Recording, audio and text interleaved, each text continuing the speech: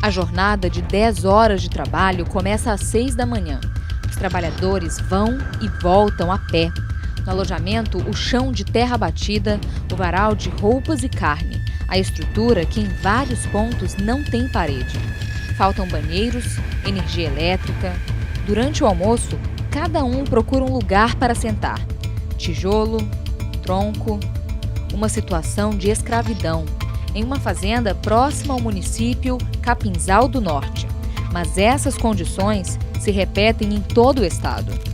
Segundo o sociólogo Marcelo Carneiro, as motivações são econômicas. O trabalho escravo contemporâneo, ele tem raízes que estão relacionadas com o tipo de atividade econômica que se desenvolve no campo. No caso da Amazônia brasileira, que a gente pode falar que seria semelhante ao que ocorre no Maranhão, as situações de trabalho escravo elas ocorrem em dois tipos de atividade econômicas principais.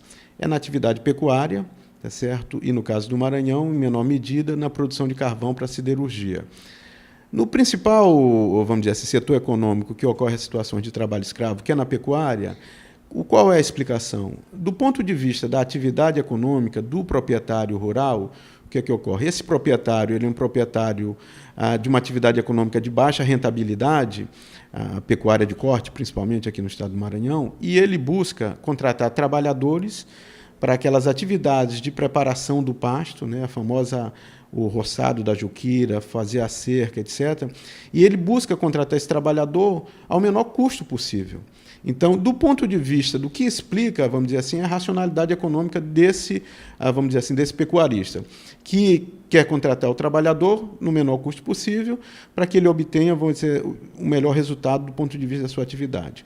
Débora, auditora fiscal do Ministério do Trabalho e Emprego, participou de fiscalizações em todo o país. O que mais impacta a gente são as condições do ambiente, onde a gente encontra os empregados, condições da água que eles bebem, da alimentação deles, da moradia, os equipamentos de proteção individual, que muitas vezes eles não usam, não têm condições de higiene básica e conforto básico necessários para um trabalhador. Em 2012, o cadastro de empregadores brasileiros flagrados utilizando mão de obra escrava no Maranhão aumentou.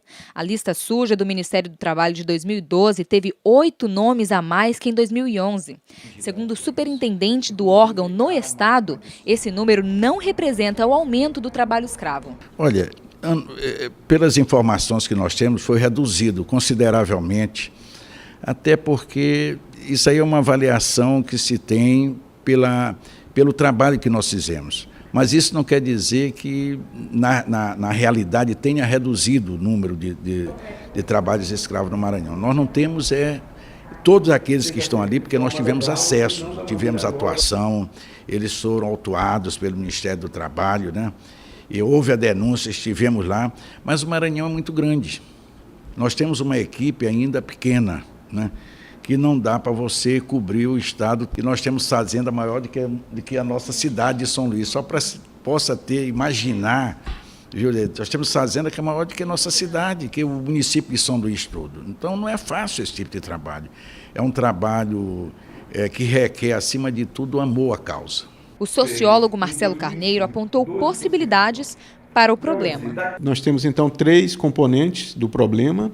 O trabalhador que vai vender a força de trabalho, então você enfrenta essa parte do problema fixando esse homem no campo, garantindo a ele condições de reprodução da sua atividade, da economia familiar, tá certo? E aí as ações de reforma agrária são a resposta, o governo já sabe disso, lançou, como eu falei, em 2005, um plano que previa essa situação. O segundo elemento é a contratação dessa força de trabalho, então os empresários que atuam no campo, que têm atividades agrícolas, eles contratam normalmente esse trabalhador através dos famosos gatos. Então, seria interessante você estender às diversas regiões do interior do Estado o Serviço Nacional de Emprego, o SINE, de tal forma que você tivesse uma outra forma de articulação entre o empregador e o empregado, que não o gato, e sim um sistema estatal aí de emprego. E o terceiro elemento, aí você tem realmente que fazer a fiscalização dura, vamos dizer assim, sobre aqueles empresários, proprietários rurais, que contratam o trabalhador nesse sistema tão aviltante. Aí você tem a fiscalização, depois da fiscalização, o encaminhamento, vamos dizer assim, da denúncia contra esse empresário, que muitas das vezes é reincidente, ao Poder Judiciário, que teria que, vamos dizer assim, a fazer com que houvessem punições sérias para que esses empresários fossem desencorajados a incidir nesse tipo de atividade.